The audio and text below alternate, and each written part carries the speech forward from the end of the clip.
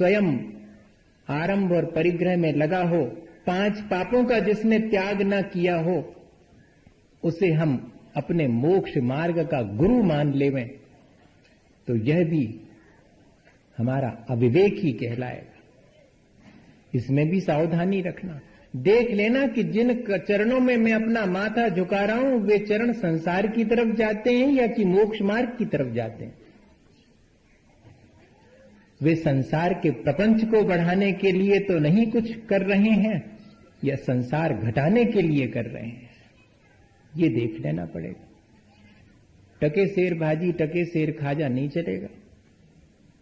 रागी और वीतरागी को एक ही पर नहीं तौल सकते, सबको समान रूप से।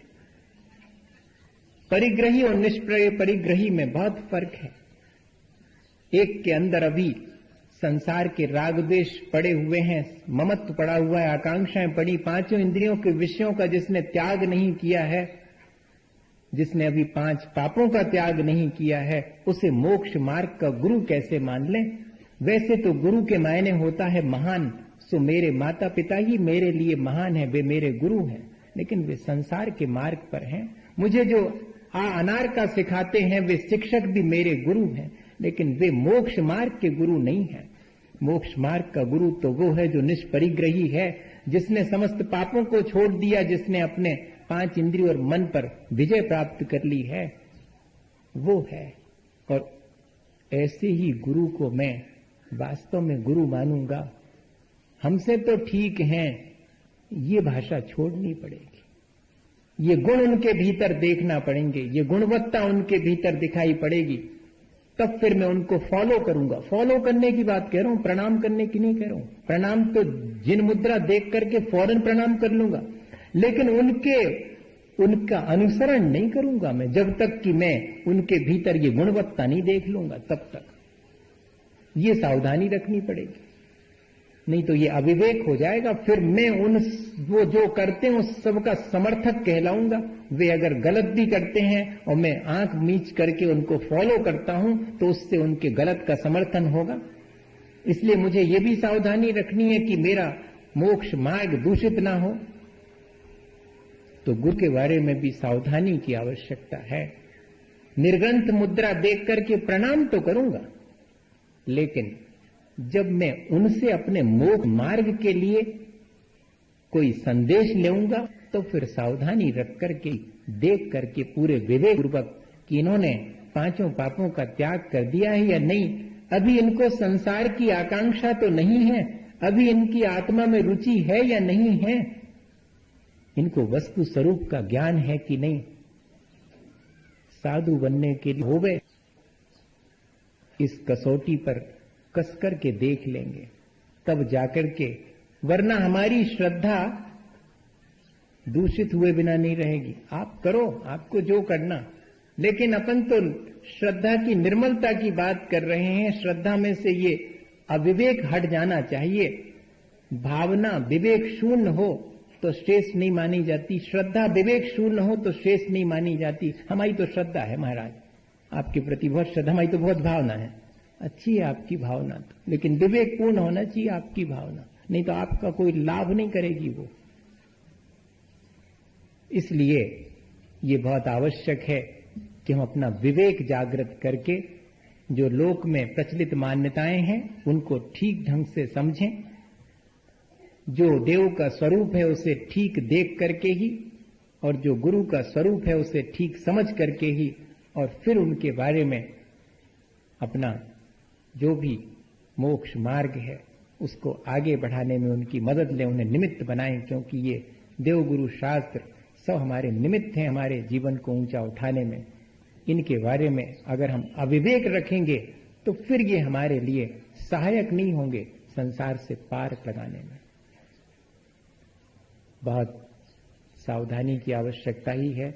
मैं हर दिन यही कहता हूं कि कोई विरला ही होगा जिसको इस तरह के अविवेक से बच करके और मोक्ष मार्ग उपलब्ध हो जावे। अपन भी विरले लोगों में से हों, ऐसी भावना भाएं कि हमें भी ये ऐसा ही विवेक, ऐसी ही दृष्टि प्राप्त हो जिसमें हम इन मिथ्या मान्यताओं से अंधविश्वासों से। पता नहीं संसार में कितने तरह के अंधविश्वास हैं, पता नहीं किस तरह की चीजें प्रचलित हैं गुरु के बारे में और कितने तरह से देवता के बारे में प्रचलित हैं। ये माथा हर जगह नहीं झुकना चाहिए, ये इसके लिए नहीं मिला हुआ है। दो जगह हमें कॉम्प्रोमाइज नहीं सीखना चाहिए, एक इसमें और एक इसमें, दोनों चीजों। मेरा सगा भाई भी होगा और अगर उसका भोजन ठीक नहीं होगा तो मैं उसको फॉलो नहीं करूंगा, और मुझे विरासत में भी कोई अगर चीज मिली होगी और अगर उसमें कहीं कोई कमी होगी तो मैं उससे सहसा स्वीकार नहीं करूंगा। क्लैरिटी ऑफ कॉन्सेप्ट है ये, भीतर बहुत स्पष्ट हमें देवगुरु शास्त्र का स्वरूप होना चाहिए। उनको जब हम फॉलो करते हैं तब भी हमें बहुत सावधानी रखनी चाहिए कि मेरा विवेक बना रहे। ऐसा ना हो कि मैं इनके माध्यम से अपना संसार ही साध लूं। आज तक तो यही करता आया हूं मैं कि मुझे देवगुरु शास्त्र का सानिध्य भी मिला है, तब भी मैंने अपने अविवेक के चलते और उनसे अपना संसार ही साधा है। मैंने उन्हें अपने अहंकार के पुष्ट करने में निमित्त बनाया है। मैं मंदिर जाता हूं, मैं धर्मात्मा हूं, मैं गुरुजनों की सेवा करता हूं, मैं तो उनका बहुत मुनि भक्त हूं। ये जो हमने अपने जीवन में बहुत सारे लेवल अपने हाथ से लगा लिए हैं, उनमें जरा सावधानी रखना। आंख नीच करके और श्रद्धा ज्यादा दिन नहीं चलती है। खुली आंख वाली श्रद्धा ही हमारे जीवन को ऊंचा उठाती है। सब जानबूझ करके भी अगर हम अंध बनते हैं तो वह भी ठीक नहीं है। लिखा है इसीलिए कि जानबूझकर अंध बने हैं आंखन बांधी पाटी। ये तो बच्चों जैसा काम हो जाएगा। इसलिए अब जबकि हम अपनी श्रद्धा को 8 गुणों से समन्वित कर चुके हैं, हमारा कर्तव्य है कि हम देखें कि उस श्रद्धा में कहीं कोई अविवेक तो हमारे जीवन में शेष नहीं रह गया है। रोज रोज देखना पड़ेगा अपनी क्रियाओं को। आशाधर जी पंडित जी साहब ने लिखा है, या पुरुषार्थ सिद्धि उपाय में अमृतचंद स्वामी ने लिखा है, मुझे बहुत स्पष्ट स्मरण में नहीं आ रहा, कि एक सम्यक दृष्टि वे सब क्रियाएं करे जिससे कि उसका अहिंसा धर्म और सम्यक दर्शन दोनों बने रहे। बाकी और दूसरी क्रियाएं जिनमें कि अहिंसा धर्म और हमारा सम्यक दर्शन मलिन होता हो तो उन क्रियाओं को ना करे, न उन क्रियाओं का कोई करे तो उसका समर्थन भी ना करे। कल मेरे से पूछ रहे थे कि महाराज हमारी तो परंपरा है हमारे इस नगर की कि हमारे यहाँ तो और आने वाले 10 लक्षण पर्व में और रात 12 बजे तक झांकियां निकलेंगी। आपका इस बारे में क्या कहना है? तो मेरा बहुत स्पष्ट है कि मैं उसका समर्थन नहीं करूंगा, और अगर इससे भी ज्यादा मेरा वश चलेगा तो मैं उस स्थान को भी छोड़ सकता हूं जिस स्थान पर इसके समर्थन करने वाले लोग होंगे। इससे मेरा निर्णय।